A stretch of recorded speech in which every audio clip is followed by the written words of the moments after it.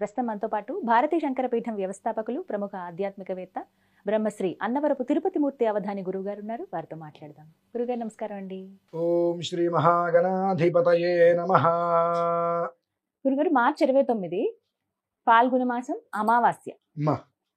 మళ్ళీ మామూలుగానే అమావాస్య కీడని అంటారు. అందులోనూ షష్టగ్రహ కూటమి ఉంది. అవును, ఆ ప్రభావం కూడా ఉంటుందన్న. అసలు కీడు అంటే ఎవరికి కీడు జరగబోతోంది, ఎలాంటి కీడు, వాటి నుంచి బయటపడాలంటే ఎలాంటి పరిహారాలు చేసుకోవాలి వివరించండి. ఓం యత్తే దేవా అదధర్భాగధేయమమావాస్యే సంవసంతో మహిత్వా సా నో యజ్ఞం పిపృహి విశ్వవారే రయిన్నో ధేహి సుభగే సువీరం. అమావాస్య మహాకీడు, పరమకీడు, ఉత్కృష్టమైన కీడు అని చెప్పి మన వాళ్ళందరూ అంటూ ఉంటారు. అలాగే ఆ రోజు నాడు ఏదైనా ప్రయోగాలు లాంటివి ఉంటే ఉపసంహారం చేసుకోవడానికి కొంతమంది ప్రయత్నం చేస్తూ కొన్ని ప్రయోగాలు చేయడానికి చాలా సిద్ధపడుతూ ఉంటారు. చేతబడులు చేయడానికి ఎక్కువగా ఆ రోజుని నిర్ణయించుకుంటూ ఉంటారు. నాకు ఇందులో అర్థం కాని విషయం ఒకటి ఉందండి.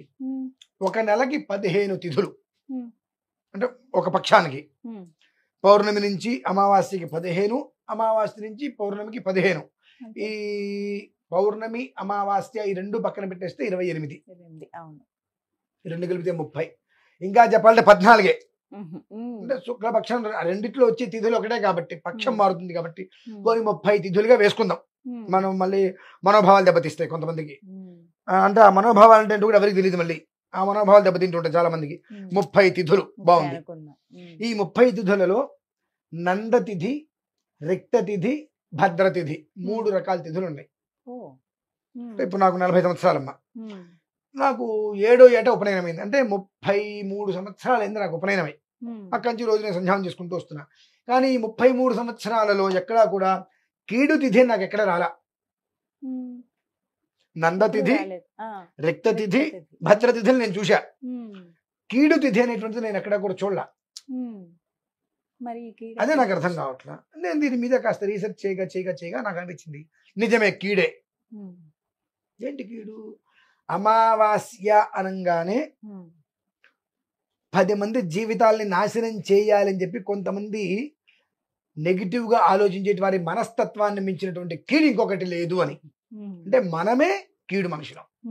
ప్రపంచంలో మనకు మించినటువంటి కీడు మనుషులు లేరు. ఆ కీడు నేను కీడు అని చెప్పుకుంటే నన్ను ఎవరి దగ్గరికి రానిది కాబట్టి అమావాస్య కీడు అనేటువంటిది మనం చెప్పుకుంటూ ఉంటాం. కానీ అమ్మా, అమావాస్య చాలా అంటే చాలా ఉత్తమమైనటువంటిది,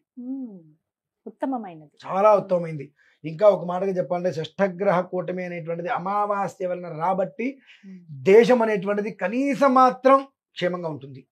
అమావాస్య నాడు కనుక కాకుండా వేరే ఏదైనా షష్ఠగ్రహ కూటమి వచ్చిందంటే మీరు రాసి పెట్టుకోండి, ఉభయ భ్రష్టత్వం తప్పదు. అమావాస్య అంత మంచిదమ్మా. కాబట్టి శ్రీకృష్ణ పరమాత్మే ధర్మయుద్ధాన్ని కాంక్షి అమావాస్య రోజు నాడు యుద్ధానికి విజయ ముహూర్తం కోసం నిర్ణయించాడు. అంతకన్నా మనం గొప్ప వాళ్ళ మాట కాదు అని చెప్పడానికి మనమెంత, మన బ్రతుకెంత. అమావాస్యను పట్టుకొని కీడు అంటే అందుకనే మనకు ఆ కీడు పట్టే శంకరుని బట్టి మనకు బ్రతుకు లేకుండా పోతున్నాయి. అన్ని తిథులలో పౌర్ణమి కన్నా 1000 రెట్లు గొప్పదమ్మా అమావాస్య.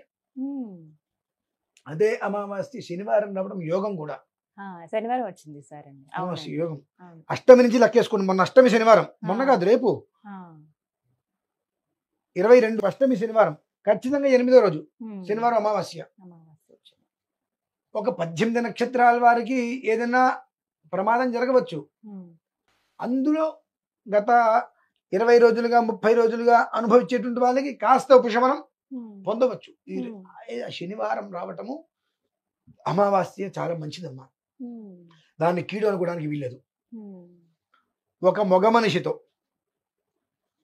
ఇంకొక మగ మనిషి కూడా అర్ధరాత్రి నడవలేని పరిస్థితులు. ఇప్పుడు ఆడ మనిషి కాదు, ఇంకొక మగ మనిషే నమ్మలేని పరిస్థితులు. ఒక పశువుని ఇంకొక పశువు, ఒక పులిని ఇంకొక పులి నమ్ముతుంది. కానీ ఒక మనిషిని ఇంకొక మనిషిని నమ్మలేకపోతున్నాడని ఇక్కడ కీడు ఎవరిదమ్మా? ఎవరు? మనమే కీడు మనుషులు. మనకు మించిన కీడు ప్రపంచంలో ఎవరికీ లేదు.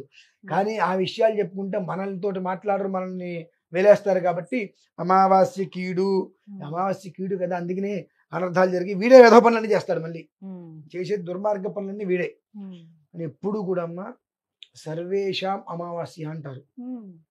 ప్రతి మాసానికి ప్రారంభం. అమావాస్య రాత్రి గడిచింది అంటే ఆ చీకటి ఉన్నటువంటి ఘడియలు ఏవైతే ఉన్నాయో ఆ ఘడియలు నీ జీవితం నుంచి వెళ్ళిపోతున్నాయి.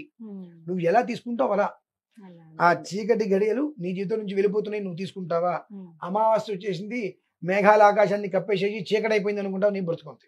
మరి ఏం చేయాలండి ఈసారి? మామూలుగా ఎప్పుడైనప్పటికీ కూడా అమావాస్య అంటే ఇంట్లో ఎన్ని దీపాలు వెలిగిస్తే అంత మంచిది. ప్రత్యేకమైన పూజలు చేసినా చేయకపోయినా దీపకాంతులు, మన ఇంట్లో వెలిగినటువంటి దీపకాంతులు, ఒకవేళ కరెంటు పోయినా సరే ఆ దీపకాంతులు మన ఇంట్లో బంగారపు వర్ణంలో ఇల్లుని తీసుకొస్తే చూసారండి, అంతటి సువర్ణ ప్రకారంగా గృహం అవుతుంది. నువ్వు 10 పెడతావా, 20 పెడతావా, 100 పెడతావా, ఓపిక. ఆ అమావాస్య చీకటిని జయించగలిగేటట్టుగా దీపాలు ఉండాలి. అలా దీపాలు కనుక పెట్టినట్లయితే ఎప్పుడూ కూడా ఆనందకరమైన జీవితం భగవంతుడు ఇస్తాడు. అయితే ఇన్ని చెప్పి ఈ అమావాస్య తప్పుదని నేను చెప్పను. కాకపోతే షష్ఠగ్రహ కూటమి అనేటువంటిది 6 గ్రహాలు పాపగ్రహాలతో వచ్చినాయి కనుక, అవునండి, పాపగ్రహంతో కూడుకుని వచ్చింది కనుక దాని యొక్క ప్రభావంతో ఈ లోకుల్లో చాలా మంది పైశాచికత్వాన్ని ప్రదర్శన చేస్తారు. అంటే 4 రోడ్ల కూడలిలో ఈ దిష్టి తీసిన పడేయటాలు, కొన్ని రకాలుగా గుమ్మడికాయలు అన్ని పడేయటాలు. ఇప్పుడు ఇది వచ్చింది కాబట్టి కొన్ని ప్రదేశాలలో చాలా మంది ఈ దుష్ట ప్రయోగాది, క్షుద్ర ప్రయోగ, పంచగిరి ప్రయోగ, శల్యతంత్రాది ప్రయోగ, బగలాది ప్రయోగ, సూరి ప్రయోగ, వార్తాలి ప్రయోగ, వారాహి ప్రయోగ, నవచండీ ప్రయోగ, శతచండీ ప్రయోగ, బుద్ధిమాంద్యాది ప్రయోగ, మహామారి ప్రయోగ, వివిధ అభిధారిక ప్రయోగాలన్నీ కూడా చేస్తారు ఈ సందర్భంగా. ఎందువల్లనంటే మరలా ఇటువంటిది ఇంత తొందరగా రాదు కాబట్టి ఎన్నో రకాల జీవాలని హింసలు చేసి ఆ రక్తంతో తర్పణ చేసి క్షుద్రాలకి ఏదో తంత్రశక్తిని సాధించుకోవాలి, అందరినీ కూడా వశం చేసుకోవాలి, వశీకరణ చేసుకోవాలి, మన గుప్పిట్లో పెట్టుకోవాలని కొన్ని ప్రయత్నాలతో ఇవన్నీ జరిపిస్తూ ఉంటారు. దాని యొక్క ప్రభావాలు ఏవి కూడా మన యొక్క పరిసరాలని కూడా తగలకుండా ఉండేందుకే ఇన్నిసార్లు ఇన్ని వివరాలుగా అక్కడికి వెళ్ళండి, కామాఖ్య అమ్మవారి దగ్గరికి వెళ్ళండి, ఈ అమావాస్య రాత్రి అక్కడ నిద్ర చేయండి. రాత్రికి ఉదయానికి 2 చోట్ల ఉంది అమావాస్య. 28 రాత్రి, 29 ఉదయం. సూర్యోదయానికి రాత్రి ఉన్నదే సాధారణంగా అమావాస్య లెక్కిస్తారు కదండి. తంత్రశక్తికి రాత్రమ్మ, మంత్రశక్తికి ఉదయం. కాబట్టి ఇప్పుడు రాత్రి ఉంది, ఉదయం ఉంది, సూర్యోదయానికి ఉంది కనుక ఈ దుర్మార్గమైనటువంటి లక్షణం కలిగినటువంటి మనుషులు, విచిత్రం తెలుసా అండి, ఈ దుర్మార్గమైన మనుషులు మెల్లో ఇన్ని రకాల తాయితులు కట్టుకొని మంచి తిరగరు. నార్మల్ గా నువ్వు గొలుసు వేసుకుంటారు, చూస్తే చాలా ఉత్తమంలాగా కనిపిస్తున్నాడు అన్నట్టుగానే ఉంటారు. వాళ్ళు కొన్ని శక్తులు సంపాదించి మాట్లాడుతూ ఏదో రకాల మాట్లాడుతూ కూడా మనిషి మీద ప్రయోగాలు చేస్తారమ్మా. నేను చూసా. అటువంటి ప్రయోగాల నుంచి కనీస మాత్రం ఉపసంహారం కోసమే ఆ రాత్రి అక్కడ నిద్ర చేయమంటున్నా. అంటే మీరు పూజ చేసుకున్నా చేసుకోకపోయినా అక్కడికి వచ్చారు కాబట్టి అది కూడా చేసుకుందాం అనుకోవడం ఇంకా ధర్మం కాదండి.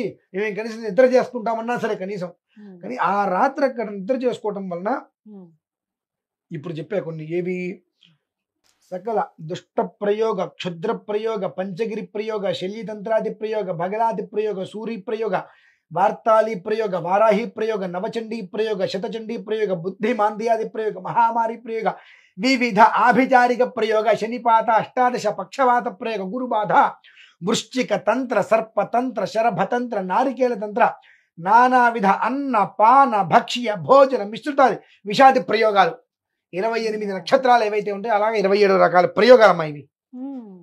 ఈ ప్రయోగాలన్నీ కూడా చేసేటువంటి వాళ్ళు ఉద్యుక్తులు అవుతారు. రేపు అష్టమి నుంచి మొదలు పెడతారు వాళ్ళంతా కూడా. అష్టమి నుంచి మొదలు పెడతారు ఇక వీళ్ళు మొదలు పెట్టుకోవటాలు. ఈ యొక్క తంత్ర విద్యల్ని అనేక రకాలుగా దుష్ట సంహారంగా, అంటే దుష్ట సంహారము అంటే వాళ్ళ దృష్టిలో దుష్టులు అంటే మనం దుష్టులం, మన దృష్టిలో దుష్టులు అంటే వాళ్ళు క్షుద్ర ప్రయోగాలు చేసేవాళ్ళు మంచి వాళ్ళు కాదు, వాళ్ళ దృష్టిలో దుష్టులు అంటే ఎవరు మనం. దేవతలకి రాక్షసులు, రాక్షసులకి రాక్షసులు దేవతలు అన్నట్టుగా వాళ్ళు రేపు అష్టమి నుంచి దాని యొక్క ప్రయోగాలు మొదలుపెట్టి చేస్తూ ఉంటారు. కనుక ఇన్ని 27 ప్రయోగాలు ఉన్నాయి మొత్తం. ఈ 27 ప్రయోగాలు వీళ్ళు మనలా కాదండి. ఒక పూట ఏదైనా తినేసేసి ఓపిక లేదు షేపాకి చేస్తా అంటానికి పూర్తిగా దాని మీద చచ్చినా పర్లేదు నేనేం తినను అన్నట్టుగా కూర్చుంటారు వాళ్ళు. తాంత్రికానికి అదే ఉపయోగిస్తుంది. మన వాళ్ళు అట్లా కాదు, ఒక 5 నిమిషాలు చేసి కాసేపు బాగా చేస్తారే, ఓకే, నీరసంగా ఉందిగా కాసేపు పక్కన కూర్చున్నామా లేదు, ఫోన్ ఇప్పుడు 5 నిమిషాలు ఓపిక లేదు, 5 నిమిషాలు పక్కన కూర్చోట్లా, ఇంకా వెళ్ళి వేరే వేరే యాక్టివిటీస్ చేస్తున్నాం. కాబట్టి మనం ఏం చేసినా ఇలానే ఉంటున్నాం. ఈ రేపటి నుంచి ఆ ఒక 28 రకాల ప్రయోగాలు అనేటువంటి వాళ్ళు ఈ అమావాస్యను దృష్టిలో పెట్టుకొని ఎంత శుభకరమైనదో, ఎంత యోగ్యకరమైనదో అంత అశుభంగా, అంత అయోగ్యంగా దాన్ని వృద్ధి చెందించారు అమావాస్య అనగానే. అన్ని రకాల ప్రయోగాలు అన్ని రకాలుగా అన్ని చోట్ల చేస్తూ ఉంటారు. కాబట్టి దాని నుంచి మనల్ని మనం రక్షించుకోవడానికి ఒక నిద్ర అయినా అక్కడ చేయండి. కామాఖ్య అమ్మవారి దగ్గర కనీసం మీరు పూజ చేయొద్దు, పునస్కారం చేయొద్దు, పోని మీకు అది ఏదైనా ఖర్చు అవుతుంది అని చెప్పేది నిజమో అబద్ధమో, ఎందుకు మనం ఖర్చు పెట్టుకోవాలి, ఓకే మంచిది శుభం. కనీసం మాత్రం ఒక నిద్ర చేసినా ఆ 15-20% బయటపడతారమ్మా. అందులో పాల్గొని అది కూడా మీరు పూర్తి చేసుకోగలిగితే 45% బయటపడతారు. నిద్ర చేసినా కనీసం నిద్ర 15-20% బయటపడతారమ్మా. అదైనా ఉపశమనమేగా, అంత గొప్పదమ్మా. దాన్ని మన వాళ్ళు కీడు కీడు కీడు కీడు అని చెప్పి మనకు మించిన కీడు యావత్ ప్రపంచంలో చెప్పండి. ఇది అడగబోతున్నా అంటే అక్కడ దాకా రాలేని వాళ్ళు అదే పాల్గొన అమావాస్యకి ఏం చేయొచ్చు? ఇళ్ల దగ్గర ఉన్న వాళ్ళు ఒక మాట చెప్తా, మీకు ఇంటర్వ్యూ వచ్చింది, జాబ్ వచ్చింది, ఢిల్లీ వెళ్తారుగా, వెళ్ళరా? ఖచ్చితంగా ఎక్కడికైనా వెళ్తారుగా. అంటే జీవం అవసరం వేరు, జీవితం అవసరం వేరండి.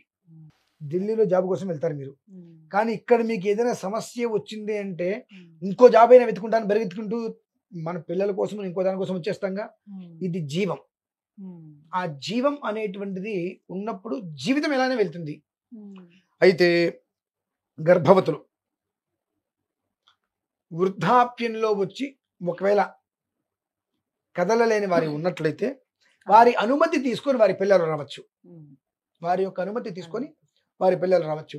రెండవ పక్షం ఏంటంటే గోశాల ఎక్కడైనా ఉంటే గోశాలలో నిద్ర చేయటం లేదు, కనీసం గోధూళి ఇంటికి తెచ్చుకొని ఆ గోధూళి పక్కన పెట్టుకొని కనీసం నిద్ర చేయడం అనేటువంటిది ఇంచుమించు అటువంటి ఒక ఫలితాన్ని అది ఇస్తుందమ్మా. అంటే గోధూళికి అంత శక్తి ఉందండి. గోశాలకి వెళ్ళి అడగాల్సిన అవసరం ఉంది. ఆవులు తిరిగి మట్టి తెచ్చుకొని ఇంట్లో పెట్టుకున్నా, ఆ ధూళి పక్కన పెట్టుకుని పడుకున్నా అంతటి శక్తి ఇస్తుందమ్మా మనకది. అంటే ఎట్లా ఇది శరీరం శుష్కించి ఏమాత్రం పరిస్థితి ఉన్నప్పటికీ కూడా నేను వెళ్ళగలను, నాకు ఆ పరిస్థితి లేదు కాబట్టి నేను అనారోగ్యంతో అనేక కదలలేని పరిస్థితి రీత్యా నేను వెళ్ళలేనుకున్న వారికి ఇది ఉపశమనం. అదండి పరిస్థితి. ఈ విధంగా ఆ రోజున సాధ్యమైన వాళ్ళు వెళ్ళటమే శ్రేయోదాయకం. కామాఖ్య వెళ్ళండి, లేకపోతే కనుక ఇళ్ల దగ్గర ఈ విధంగా పాటించండి. ఈ కనీసం గోధూళి తెచ్చుకొని చక్కగా దగ్గర పెట్టుకొని ఆ రాత్రి నిద్ర చేసుకోగలిగితే చాలా శ్రేయదాయకం. చక్కగా వివరించారండి. ధన్యవాదాలు గురువు గారు.